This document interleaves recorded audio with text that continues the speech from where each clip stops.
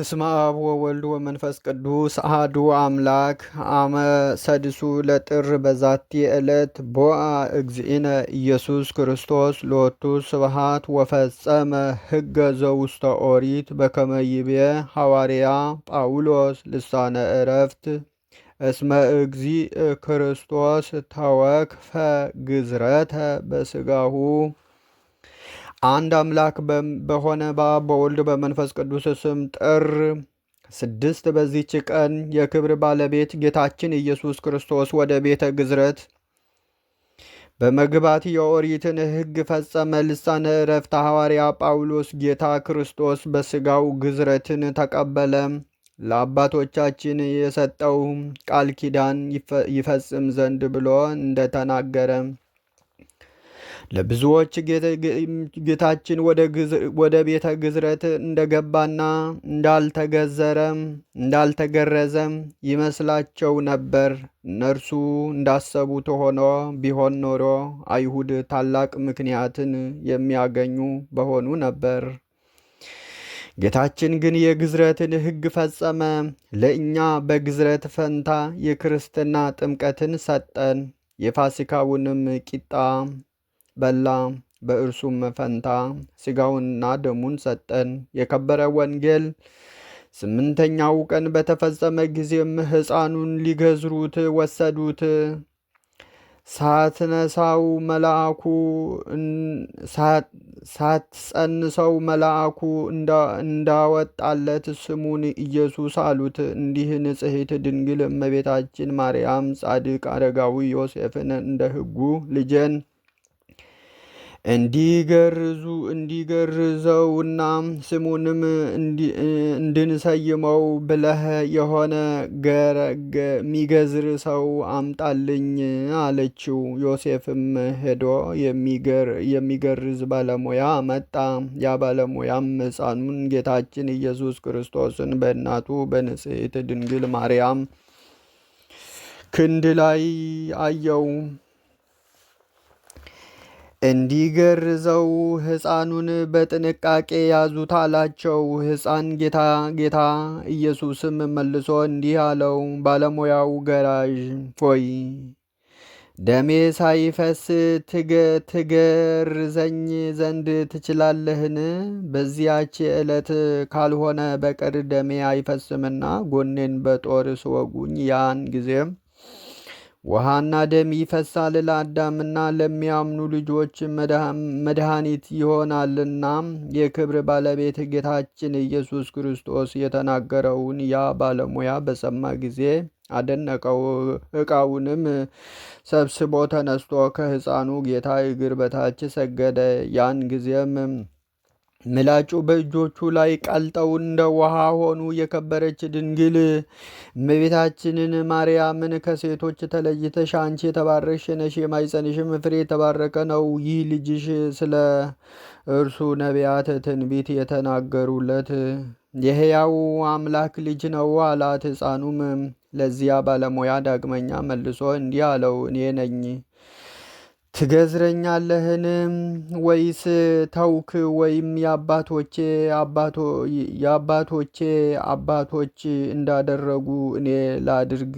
ያም ባለሙያም የአባቶችህ አባቶች እነማን ናቸው አለው። ሕፃን ጌታችንም አብርሃም፣ ይስሐቅ፣ ያዕቆብ የሕዝቡ ሁሉ አባቶች የሆኑ ናቸው። ለእነርሱም ይህ ግዝረት አስቀድሞ ከአባቴ ዘንድ ተሰጣቸው። ባለሙያውም እኔ ካንተ ጋር እናገር ዘንድ አልችልም፣ በአንተ ሕልውና መንፈስ ቅዱስ አለና አለው።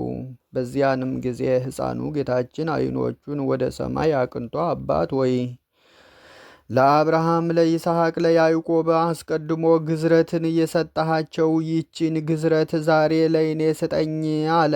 ያን ጊዜ ያለ ሰው እጅ በሕፃኑ ሥጋ ላይ ግዝረት ተገለጠች። ድንግልናዋ ሳይለወጥ ከድንግል ማኅፀን እንደ መውጣቱ የጌታችን ግዝረቱ የማይመረመር ሆነ። እንዲሁ ወደ ሐዋርያ በተዘጋ አዳራሽ መግባቱና መውጣቱ እንደማይመረመር እንዲሁ እንደፈቀደ ከረቀቀ ጥበቡ ችሎታውን በመገረዝ ከስጋው ምንም ምን ሳይቆረጥ ገለጠ። አዳምና ልጆቹን ያድናቸው ዘንድ በፈቃዱ ከጎኑ በመስቀል ላይ የሚፈሰው ደምና ውሃ ካልሆነ በቀር ብዙም ሆነ ጥቂት ሊሆን አይችልም። እርሱ በፈቃዱ ሕጉ እንዲፈጸም አስቀድሞ አዘዘ እንጂ። ያም ባለሙያው ገራዥ ይህን ታምር ባየ ጊዜ የሕፃኑንም ነገር በሰማ ጊዜ እጅግ አደነቀ። የክብር ባለቤት ከሆነ ከጌታችን ኢየሱስ ክርስቶስ እግር በታች 3 ጊዜ ሰገደና በእውነት አንተ የእግዚአብሔር ልጅ የእስራኤልም ንጉሥ ነህ አለው። ከዚህም በኋላ ከጌታችን ኢየሱስ ክርስቶስ ከታምራቱ ያየውንና የሰማውን እየተናገረ ወደ ቦታው ሄደ። ለእርሱም ለጌታችን ከቸራ አባቱ ጋር ማህያዊ ከሆነ ከመንፈስ ቅዱስም ጋር ክብር ይግባውና ስግደትም ይሁን ዛሬም ዘወትርም ለዘላለሙ። ሰላም ለግዝረትከ በመዋዕለ ሰሙን ከመትፈጽም ለሊከ ስርዓተ ኪዳን እንተ ወሃብከ እግዚኦ አመቀዳሚ ዘመን። በዚችም ቀን ዳግመኛ የአባቶችን የኖህ የእረፍቱ መታሰቢያ ነው። እርሱም ከአባታችን አዳም 10ኛ ትውልድ ነው። እርሱም ከታናሽነቱ ጀምሮ ኃጢአትን እንደሚበዛ ክፋትም እንደሚመላ ደጋጎች እንደሚያንሱ ስጋ የለበሰ ሁሉ በፍጥረት ውሃ እንደሚደመሰስ አምላካዊ ምስጢርን የሚያይ ሆነ። ስለዚህም ፊቱ የተቋጠረ ሆኖ ፈጽሞ ያለቅስ ነበር። 500 ዓመትም ድንግልናውን ጠብቆ በእግዚአብሔር ትእዛዝ ለአባታችን አዳም ስጋ ሲያገለግል ኖረ። ከዚህም በኋላ ሚስት እንዲያገባ ጌታ አዘዘው። ስጋ የለበሰ ሁሉ እንደሚደመሰስ ከእርሱ ዘር በቀር የሚተርፍ እንደሌለ ነገረው። የአቡዚር ልጅ የሆነች ሃይከል የምትባል ሴት አገባ። ወደ እርሷም 3 ጊዜ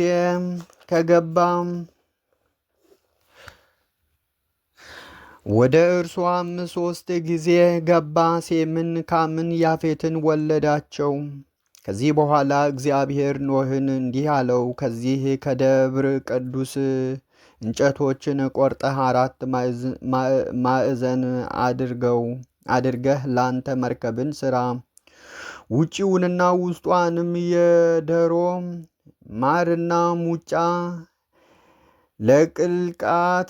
ለቅልቃት አለው።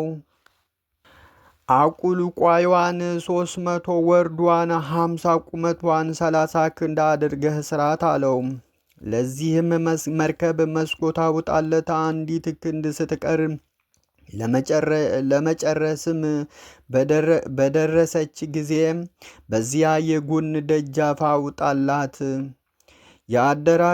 የአዳራሽነቷን እርከን ስራላት። 3 ክፍል አድርገህ ስራት። የመጀመሪያው ክፍል ለአራዊትና ለእንስሳ ይሁን። ሁለተኛው ክፍል ለአዕዋፍና ለተንቀሳቃሽ ሁሉ ይሁን። 3ኛውም ክፍል ለአንተና ለልጆችህ ከሚስቶችህ ጋር ይሁን። ሁለተኛም እንዲህ አለው፣ ከሚመግቧቸው መብሎች ሁሉ አስገባ፣ በአንተ ዘንድ አኑር። ላንተ ለአውሬዎችም ለእንስሶችም ሁሉ ምግብ ይሆንልሃል። ከዚህም በኋላ ኖህ ርዝመቱ 3 ክንድ ጎኑ 1 ክንድ ተኩል የሆነ የእንጨት ደወል 3 ጊዜ የሚደውልበትን ሰራ።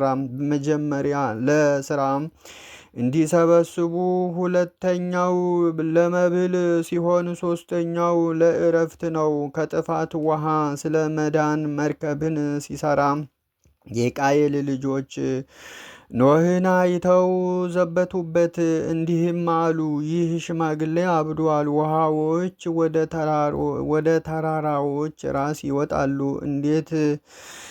ይለናል። ከዚህም በኋላ ኖህ የአባታችን የአዳምን ስጋ ወሰደ። ሴም ወርቁን፣ ካም ከርቤውን፣ ያፌት ዕጣኑን ወሰደው፣ ወደ መርከብ አስገቡ። ኖህም ወደ መርከብ ገባ። ሚስቱ፣ ልጆቹና የልጆቹ ሚስቶች ከጥፋት ውሃ ለመዳን ከእርሱ ጋር ገቡ። ከንጹሐን እንስሳትና አዕዋፍ ተባይትና እንስሳት ሰባት ንጹሐን ካልሆኑ እንስሳትም ሁለት ሴትና ወንድ አስገባ። ከዚህም በዚያች ቀን ምንጮች ሁሉ ተነደሉ፣ የሰማይም መስኮት ተከፈተ። በምድርም ላይ 40 ቀን 40 ሌሊት ዝናብም ሆነ። ውሃውም መልቶ መርከቢቱን አንሳፈፋት፣ ምድርንም ለቀቀች። ውሃውም በምድር ላይ እጅግ በዛ፣ ከሰማይ በታች ያሉትን ረጃጅም ተራራዎችን ሸፈነ።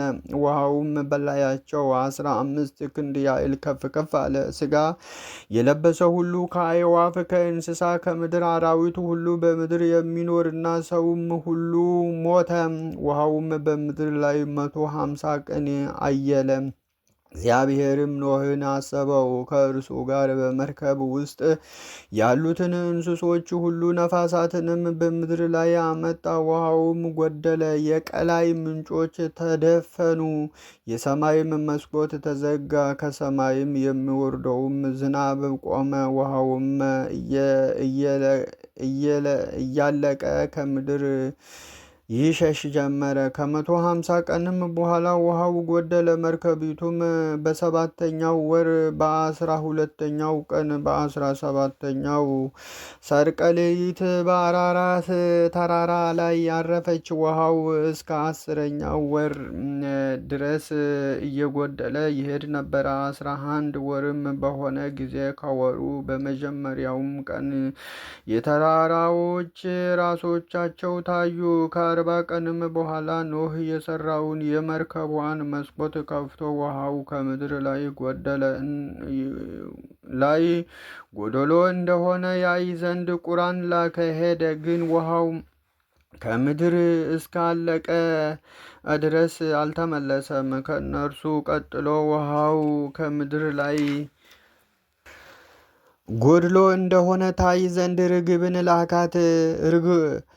እግሯንም የምታሳርፍበት ቦታ አላገኘችም። ወደ እርሱ ወደ መርከብም ተመለሰች። ውሃው በምድር ሁሉ ላይ ነበርና እጁን ዘርግቶ ወደ እርሱ ወደ መርከብ አስገባት። 7 ቀንም ቆይቶ ዳግመኛ ምድርን ታይ ዘንድ ርግብን ላካት።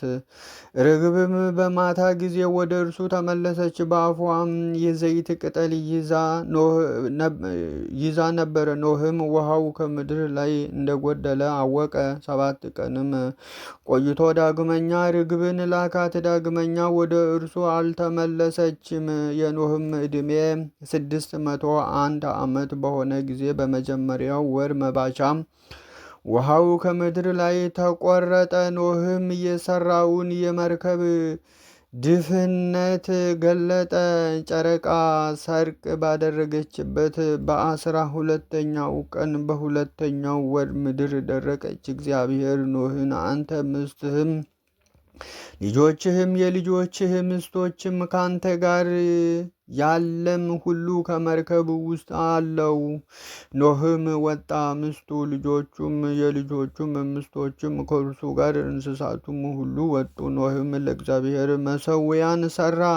ከእንስሳት ከአዕዋፍ ንጹሕ ከሆነው ሁሉ በመሠዊያው ላይ መሥዋዕትን አቀረበ። እግዚአብሔርም መልካም መዓዛን አሸተተ። እግዚአብሔርም እንዲህ አለ፣ ስለ ሰው ክፋት ምድርን ሁለተኛ እንዳላጠፋ ተናገርኩ። በሰዎች ልቡና ክፋት ከሕፃንነታቸው ጀምሮ ሁል ጊዜ ጸንቶ ይኖራልና ከዚህ በፊት እንዳደረግሁት ሥጋ የለበሰውን በሕይወት ያለውን ሁሉ ዳግመኛ አላጠፋም። ምድር ጸንታ የምትኖርበት ዘመን ሁሉ ዘር፣ መከር፣ ቅዝቃዜና ሙቀት፣ በጋና ክረምት፣ መዓልትና ሌሊት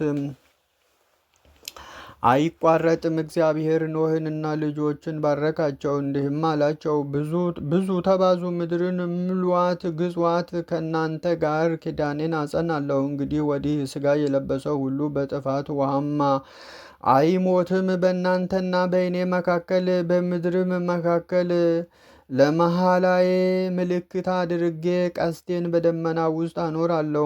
ከጥፋት በኋላ ኖህ ምድርን ይቆፍራት ያርሳትም ጀመረ። የወይን ተክልን ተከለ። ወይን ጠጥቶም ሰክሮ በድንኳኑ ውስጥ ተራቆተ። የከነዓን አባት ካም የአባታቸውን እርቃን አይቶ ሳቀ። ወደ ውጭ አውጥቶም ለሁለቱ ወንድሞቹ ነገራቸው። ያፌትና ወደ ውጭ ወጥቶም ለሁለቱ ወንድሞቹ ነገራቸው። ያፌትና ሴም ልብስ ወስደው ሁለቱም በትከሻቸው ላይ አደረጉ። የኋሊት ሄደው የአባታቸውን እርቃን ሸፈኑ። ፊታቸውን ወደ ኋላ አዞሩ፣ የአባታቸውንም እርቃን አላዩም። ኖህም ከወይኑ ስካር በነቃ ጊዜ ታናሹ ልጁ ያደረገበትን ሁሉ አወቀ። ኖህም እንዲህ አለ፣ ከነዓን የተረገመ ይሁን፣ ለወንድሞቹም ተገዢ አገልጋይ ይሁን። የሴም ፈጣሪ እግዚአብሔርም ይመስገን። እግዚአብሔርም የያፌትን አገር ያስፋ፣ በሴም ቤትም ይደር፣ ከነዓንም አገልጋይ ይሁን። ኖህም ከጥፋት ውሃ በኋላ 350 ዓመት ኖረ። የኖህም መላ ዕድሜው 950 ሆነ። በሰላምም አረፈ። ለእግዚአብሔር ምስጋና ይሁን፣ እኛንም በጸሎቱ ይማረን፣ በረከቱም ከእኛ ጋር ትኑር ለዘላለሙ አሜን። ሰላም እብል ለኖህ በምስለ ብእሲቱ ወደቂቁ በገቢረ ታቦት ላዕሌሁ። በዚችም የዕለት ነቢዩ ኤልያስ በሕይወት ሳለ በሥጋ በእሳት ሰረገላ ወደ ሰማይ ያረገበት መታሰቢያ ቀን ሆነ። ለፈጣሪው ቀናተኛ የሆነ የዚህም ነቢይ በንጉሡ በአክዓብ አስጸያፊ በሆነች በሚስቱ ኤልዛቤል ስለ ክፉ ስራቸው ሰውነቱ በየዕለቱ ትደክም ነበረ። ከዚህም በኋላ መንፈሱ ተበሳጨች። አክዓብንም ከእነዚህ ዓመታት ከአፌ ቃል በቀር ዝናብና ጠል እንዳይወርድ በፊቱ የቆምኩ የእስራኤልና የመላእክት ፈጣሪ እግዚአብሔር ሕያው ነው አለ። የእግዚአብሔር ቃል ወደ ቴስብያዊው ወደ ኤልያስ መጥቶ ከዚህ ቦታ ወደ ምስራቅ ሂድ፣ በዮርዳኖስ አውራጃ ባለች በኩራት ከዚያ ወንዝ ተሰወር፣ ከዚያም ወንዝ ውሃውን ጠጣ። በዚያም ይመግቡህ ዘንድ ቁራዎችን አዛቸዋለሁ አለው። ኤልያስም እግዚአብሔርን እንዳዘዘው አደረገ። ሄዶም በዮርዳኖስ አንጻር ባለ በኩራት ወንዝ ተቀመጠ። ቁራዎችም ጠዋት ዳቦውን ማታ ስጋን ያመጡለት ነበረ። ከዚያም ወንዝ ውሃን ይጠጣል። ከብዙ ወራትም በኋላ ያ ወንዝ ደረቀ፣ ዝናብም በምድር ላይ አልዘነበም። የእግዚአብሔር ቃል ወደ ኤልያስ መጣ። ተነስተህ የሲዶና ክፍል ወደምትሆን ወደ ስራጵታ ሄደህ በዚያ ተቀመጥ፣ ድሃ ሴት በዚያ ትመግብህ ዘንድ እነሆ አዝዣለሁ አለው። ተነስቶም ወደ ስራጵታ ሄዶ ወደ አገር አደባባይ መግቢያ ሲደርስ በዚያ እንጨት ስትለቅም አንዲት ድሃ ሴትን አገኘ። ኤልያስ በኋላዋ ቆሞ ጠርቶ ጥቂት ውሃ በማሰሮ አምጪልኝ ልጠጣ አላት። እሷም ልታመጣ ሄደች። ዳግመኛ ከኋላዋ ጠርቶ እግረ መንገድሽን በእጅሽ ቁራሽ እንጀራን አምጪልኝ አላት። ያችም ሴት በማድጋ ካለ እፍኝ ሙሉ ዱቄት በማሰሮ ካለ ከጥቂት ዘይት በቀር እህል እንደሌለኝ ፈጣሪ እግዚአብሔር ሕያው ነው። እነሆም ጥቂት እንጨት እንጨትን እለቅማለሁ፣ ሄጄም ለልጄና ለአንተ አዘጋጃለሁ፣ በልተነውም እንሞታለን አለችው። ኤልያስም በእግዚአብሔር እመኚ፣ ሄደሽ እንዳልሽ አድርጊ፣ ነገር ግን ከእኔ አስቀድመሽ ትንሽ አምባሻ ጋግረሽ አምጭልኝ፣ ለልጅሽና ለአንቺ ግን ኋላ ታደርጊያለሽ አላት። እግዚአብሔር እንዲህ ብሏልና በምድር ላይ ዝናብን እስኪዘንብ ድረስ በማድጋሽ ያለ ዱቄትሽ በማሰሮሽም ያለች ዘይት አታልቅም አላት። ያችም ሴት ሄዳ አዘጋጀች፣ እሷና እሱ ልጇም በሉ። ከዚህም በኋላ የባለቤቷ የዚያች ሴት ልጅ ታመመ፣ ነፍሱ ከስጋው እስከምትለይ በሽታው ጸናበት። ያችም ሴት ኤልያስን ኃጢአቴን አዘከረህ፣ ልጄ ይሞት ዘንድ ወደ እኔ የመጣህ ነቢየ እግዚአብሔር እኔ ካንተ ምን አለኝ? አንተስ ከእኔ ምን አለህ? አለችው። ኤልያስም ያንን ልጅሽን ስጭኝ ብሎ ከእቅፏ ላይ አንስቶ እሱ ወደሚያድርበት ሰገነት አውጥቶ በአልጋው ላይ አስተኛው። ኤልያስም ወዮልኝ፣ አቤቱ እኔ በዚች ድሃ ሴት ዘንድ አድሬአለሁና አንተ ግን ተቆጥተህ ልጇን ገደልክባት። አቤቱ የዚች ሴት ጩኸቷን ስማት አለው። በዚያም ልጅ ላይ 3 ጊዜ እፍ አለበት። እግዚአብሔርም አቤቱ ፈጣሪ የዚህ ልጅ ነፍሱ ከስጋው ጋር ትዋሃድ ብሎ ለመነው። እግዚአብሔር የኤልያስን ልመናውን ሰማው። የዚያ ልጅ ነፍሱ ከስጋው ጋር ተዋህዳ ዳነ። ይህም ሕፃን ነቢይ ዮናስ እንደሆነ ይነገራል። ከዚህም በኋላ እግዚአብሔር ኤልያስን በምድር ላይ ዝናብን አዘንባለሁና ሄደ ለአክዓብ ተገለጥ ብሎ አዘዘው። ኤልያስም ወደ አክዓብ ሄደ። አክዓብም ኤልያስን ባየው ጊዜ እስራኤልን የምትገለባብጣቸው አንተ ነህን? አለው። ኤልያስም ፈጣሪያችን እግዚአብሔር የተዋችሁት የሄዳችሁ ጣዖትን ያመለካችሁ አንተና የአባትህ ወገኖች ናችሁ እንጂ እኔስ እስራኤልን አልገለባብጣቸውም አለ። አሁንም ወደ እስራኤል ልከህ ከእኔ ዘንድ ወደ ቀርሜሎስም ተራራ ሰብስባቸው 450 የሚሆኑ ነቢያት ሐሰትን ከኤልዛቤል ማዕድ የሚመገቡ 400 የሚሆኑ በዛፉ መስገጃ የተሾሙ ነቢያት ሐሰትንም ሰብስባቸው አለው። የአክዓብ ወደ እስራኤል ሁሉ ልኮ ሁሉንም ወደ ቀርሜሎስ ተራራ ሰበሰባቸው። ኤልያስም ወደ እስራኤል ሁሉ ቀርቦ እግዚአብሔር ፈጣሪ ከሆነ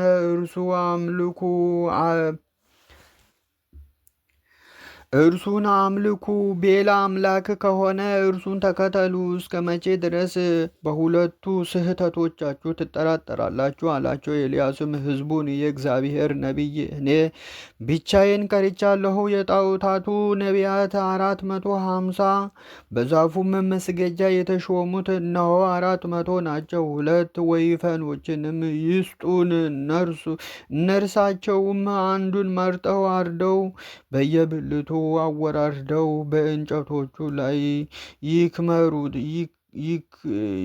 እሳትን ግን አያንድዱ። እኔም ሁለተኛውን ወይፈን አርዳለሁ፣ እሳትንም አላነድም። እነርሱ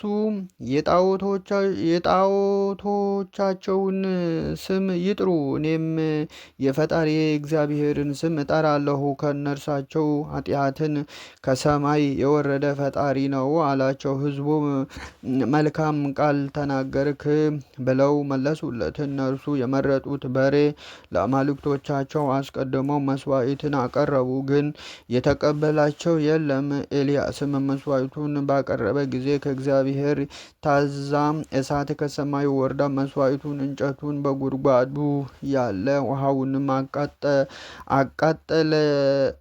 አቃጠላቸው። መሬቱንም ላሰችው። ኤልያስም ሕዝቡን እንዲህ አላቸው፣ ጣዖቱን የሚያገለግሉ ነቢያት ሐሰትን ያዟቸው፣ ከእነርሱ የሚያመልጣችሁ አይኑር አላቸው። ሕዝቡም ነቢያት ሐሰት ያዙ። ኤልያስም ቂሶን ወደሚባል ወንዝ አውርዶ እየወጋ ጣላቸው። ከዚያም በኋላ ዝናብ ዘነበላቸው።